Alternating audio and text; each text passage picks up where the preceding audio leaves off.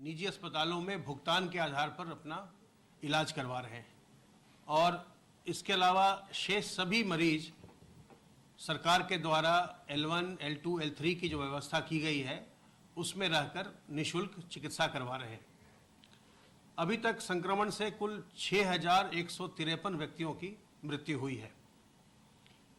कल प्रदेश में 1,56,336 सैंपल्स की जांच की गई और इस प्रकार अब तक प्रदेश में 1,10,44,860 सैंपल्स की जांच की जा चुकी है। ई संजीवनी पोर्टल पर कल 2,050 लोगों ने, प्रदेशवासियों ने चिकित्सकों से परामर्श प्राप्त किया। घर बैठे वीडियो कॉन्फ्रेंसिंग के माध्यम से, वीडियो कॉलिंग के माध्यम से उन्होंने डॉक्टरों से अपने जो भी उनको बीमारी थी या जो भी उनको उलझन थी उसके संबंध में उन्होंने परामर्श प्राप्त किया। उनको घर से निकलने की आवश्यकता नहीं हुई। तो ये एक ऐसा पोर्टल है जिस पर कि आप घर बैठे ही डॉक्टरों की राय प्राप्त कर सकते हैं। तो जब तक बहुत आवश्यक नहीं हो घर से हमें नहीं निकलना चाहिए और डॉक्टरों की अगर राय भी लेनी है, अगर कोई इमरजेंसी नहीं है जिससे कि जाकर के अस्पताल में दिखाना अत्यंत आवश्यक है, तो आप इस पोर्टल का उपयोग करके डॉक्टरों से परामर्श प्राप्त कर सकते हैं। अब तक प्रदेश में 1,19,347 लोग ई संजीवनी पोर्टल पर डॉक्टरों से परामर्श प्राप्त कर चुके हैं। सर्वेलेंस की कार्रवाई के अंतर्गत अब तक 1,32,391 इलाकों में 4,03,851 टीम दिवस के माध्यम से 2,62,60,522 घरों का सर्वेलांस किया गया है। इतने घरों को सर्वेलांस में लिया गया। हमारी टीमें वहां गईं, उन्होंने इनसे हालचाल पूछा और इनमें रहने वालों की संख्या 12,99,63,786 है।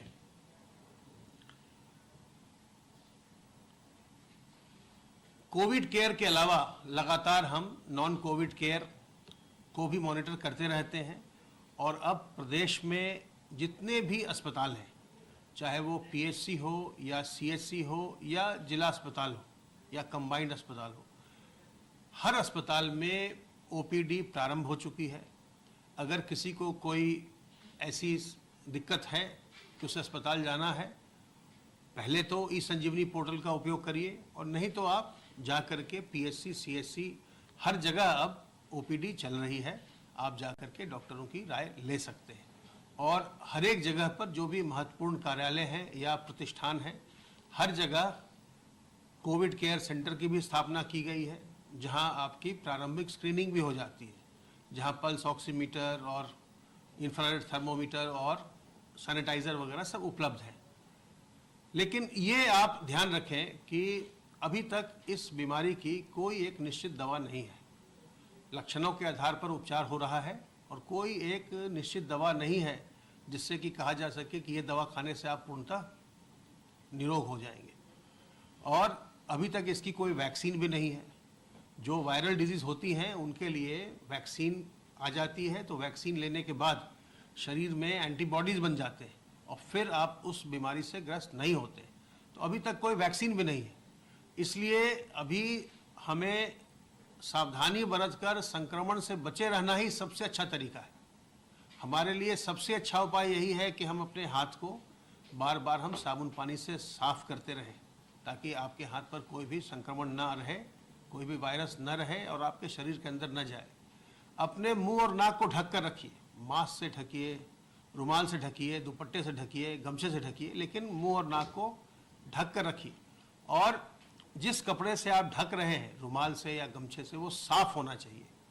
अगर आपने आज उसको इस्तेमाल कर लिया है तो उसको धोने के बाद, सुखाने के बाद तभी आप दोबारा इस्तेमाल करें। अगले दिन दूसरा कपड़ा इस्तेमाल करें, दूसरा मास्क इस्तेमाल करिए। कभी भी जो उपयोग में लाया हुआ, प्रयोग में लाया हुआ कपड़ा है या मास्क है या रुमाल है, गमछा है, उसको दोबारा बिना साफ किए इस्तेमाल मत करिए। और जहाँ भी जाइए लोगों से 2 गज की दूरी बनाइए। लोगों से 2 गज की दूरी अगर आप रखेंगे तो जब किसी व्यक्ति से आप बात कर रहे हैं, आप जानते हैं कि 80% लोग इसमें, उनमें कोई लक्षण नहीं आते, तो इसलिए पता नहीं कि जिससे आप मिल रहे हैं, बातचीत कर रहे हैं, वो संक्रमित है या नहीं है, हो सकता है उसे भी जानकारी नहीं हो। तो जब वो आप उससे बातचीत करेंगे, जब वो बोलेगा, छींकेगा, खांसेगा, तो उसके मुंह से जो विषाणु निकलेंगे वो आपके शरीर में प्रवेश करेंगे, मुंह के रास्ते, नाक के रास्ते, आँख के रास्ते, अगर आपने अपने मुंह और नाक को नहीं ढका हुआ है। तो अगर आप 2 गज की दूरी बना के रखेंगे तो इसकी संभावना, और अगर आप मुंह को, नाक को ढक के रखेंगे, इसकी संभावना नगण्य हो जाती है कि आपको संक्रमण प्राप्त होगा, आप संक्रमित होंगे। तो सावधानी बरतिए, सतर्क रहिए। जो बड़े बुजुर्ग हैं, बीमार व्यक्ति हैं, गर्भवती महिलाएं हैं, बच्चे हैं, उनका ध्यान रखिए। सावधान रहकर संक्रमण से बचे रहिए, स्वस्थ रहिए, प्रसन्न रहिए।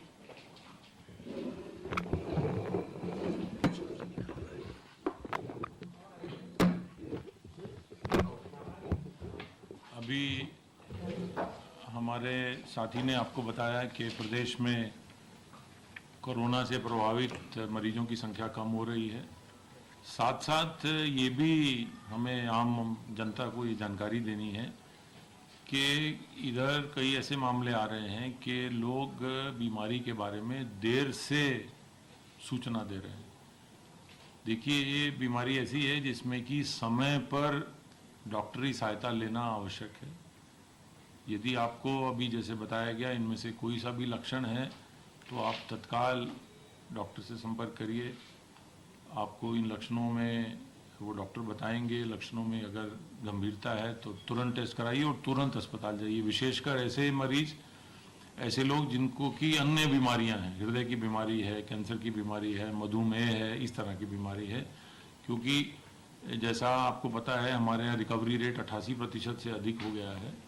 तो बीमारी में बचाव है, लेकिन तभी जबकि आप समय पर अस्पताल जाएं।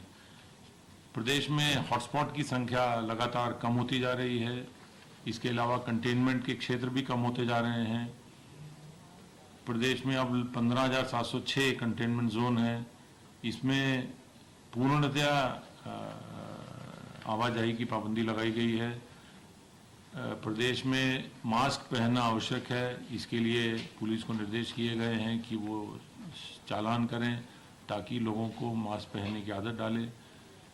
कोरोना की वजह से जो आर्थिक गतिविधियां प्रभावित हुई थी उन्हें पुनर्संचालित करने का प्रयास हो रहा है। बैंकों के माध्यम से आत्मनिर्भर पैकेज में इकाइयों को ऋण की सुविधा उपलब्ध हो रही है। जो एग्जिस्टिंग इकाइयां थी उनको 4,34,000 इकाइयों को लगभग 10,560 करोड़ रुपए के ऋण वितरण हो चुके हैं। जो 4,20,000 नई एमएसएमई इकाइयों को 14,000 करोड़ के ऋण वितरण हो चुके हैं। इनमें लगभग 15 लाख लोगों को रोजगार मिला है।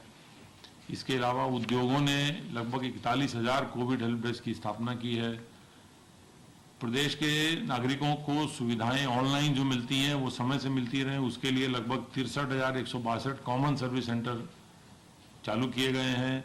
बड़ी तेजी से इनकी संख्या में वृद्धि भी हो रही है। नए कॉमन सर्विस सेंटर भी खोले जा रहे हैं ताकि नागरिकों को जरूरी सरकारी सेवाओं के लिए बहुत दूर ना जाना पड़े, उन्हें ऑनलाइन ही वो सुविधाएं उपलब्ध हो जाएं। किसानों के लिए सरकार विशेष प्रयास कर रही है। धान क्रय का कार्य बहुत तेजी से चल रहा है। लगभग 4,000 धान क्रय केंद्र स्थापित हो गए हैं। पिछले साल इसी अवधि में जितना धान खरीदा गया था उससे लगभग 10 गुना धान इस वर्ष खरीदा गया है। धान क्रय की प्रक्रिया तेज है। किसानों से ये सलाह है, अनुरोध है कि वो धान को सुखा कर लाएं। धान जो अभी आ रहा है उसमें थोड़ा नमी आ रही है।